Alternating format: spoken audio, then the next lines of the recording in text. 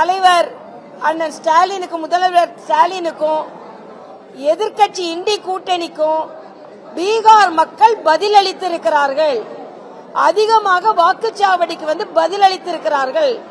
ஜனநாயக முறைப்படி ஒரு நடவடிக்கைக்கு ஜனநாயக முறைப்படி பதிலளித்திருக்கிறார்கள். இதுதான் உண்மை.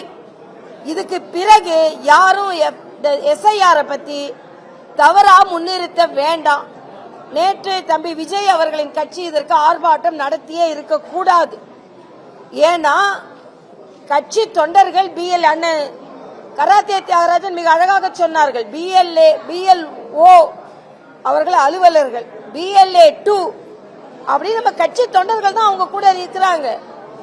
எதெல்லாம் வரைவு வாக்காளர் பட்டியல்ல வருதான்னு பார்க்கலாம். வரலனாலும் பின்னால நேரம் இருக்கு நமக்கு. ஆனால் ஒரு தூய்மைப்படுத்தப்பட்ட பட்டியல் நமக்கு கிடைக்க போகிறது. இதுல இன்னைக்கு காலையில உதயநிதியோட பேச்சை நான் பார்த்தேன். டிவியில பேசிக்கிட்டு இருக்காரு. அறிவாளிகள் தான் அறிவு திருவிழா நடத்துவாங்க, அறிவில்லாதவர்களுக்கு இதை பற்றி கவலைப்பட வேண்டாம்னு. யாரு? உதயநிதி. அறிவாளியா இருக்கிறதுனால தான் நீங்க துணை முதலமைச்சர் ஆனீங்களா? நீங்க வாரிசா இருக்கிறதுனால துணை முதலமைச்சர் ஆனீங்க. ஆணவம் வேண்டாம் உதயநிதி அவர்களே, ஆணவம் வேண்டாம்.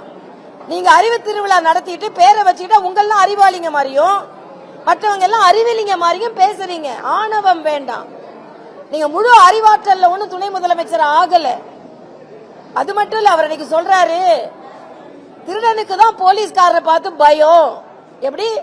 திருடனுக்கு தான் போலீஸ்காரனை பார்த்து பயம் வரும், அதனால எங்களை பார்த்து பயம் வருதுன்னு. அதே நான் திருப்பி சொல்றேன். எஸ்ஐஆர் பத்தி ஏன் பயப்படுறீங்க? நீங்க ஓட்டு திருடுறவங்களா இருக்கிறதுனாலதான் நீங்க எஸ்ஐஆர் பத்தி பயப்படுறீங்க. இதுவரைக்கும் அதுல வந்து நேற்று மாணிக் தாக்கூர்னு ஒரு MP, செல்வ பெருந்தகை, இவங்கெல்லாம் சொல்றாங்க எஸ்ஐஆர் நடந்ததற்கு பின்பு எங்கெல்லாம் எதிர்கட்சி ஜெயிச்சதோ அங்க பாஜக ஜெயிச்சிருக்குதான். ஆமா, அப்ப நீங்க எப்படி ஜெயிச்சிருந்தீங்க? இதுக்கு முன்னால போலி வாக்காளர்களை வச்சு ஜெயிச்சிருந்தீங்கன்னு நீங்களே ஒப்புக்கொள்கிறீர்கள். அதனால பட்டியல் வரும். பொதுமக்கள் எல்லோருக்கும் உரிமை இருக்கிறது. என் ஓட்டு இல்லைன்னா போய் கேட்கறதுக்கு. அப்ப கேட்க போறாங்க. ஏன் ராகுல் காந்திக்கு மரண அடி கொடுத்தாங்க தெரியுமா பீகார் மக்கள்? ஓட்ட திருடிட்டான்னு இந்த ஆளு சொல்றாரு. என் ஓட்டு என் கையில தானே இருக்கு, என் ஓட்டு என் கையில தானே இருக்கு. அப்பனா என் ஓட்டு கையில இருக்கு, ஆனா திருட்டான்னு இவர் சொல்றாரு. அப்ப பொய் சொல்ற ஒருவரை வீட்டுக்கு அனுப்பணும்னு தான் வெறும் 5 இடத்த மட்டும் 6 இடத்த மட்டும் அந்த கட்சிக்கு கொடுத்தாங்க.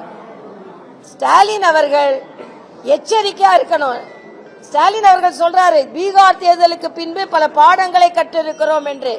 காங்கிரஸ் கூட இருந்தா உங்களையும் சேர்த்து இழுத்து மூழ்கி அடிச்சிருவாங்கன்றத இன்னொரு பாடமாக நீங்கள் கற்றுக்கொள்ளுங்கள் என்பதை நான் தெரிவித்துக் கொள்கிறேன்.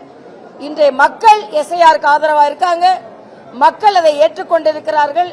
அதனால இன்றைய காலகட்டத்தில் தமிழகத்தில் தேசிய ஜனநாயக கூட்டணிக்கும் இண்டி கூட்டணிக்கும் தான் போட்டி.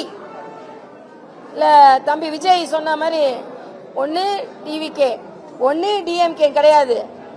கூட்டணி. ஏன்னா டிஎம்கே தனியாவே நிக்கலையே, கூட்டணிக்கு தான் இப்ப போட்டி.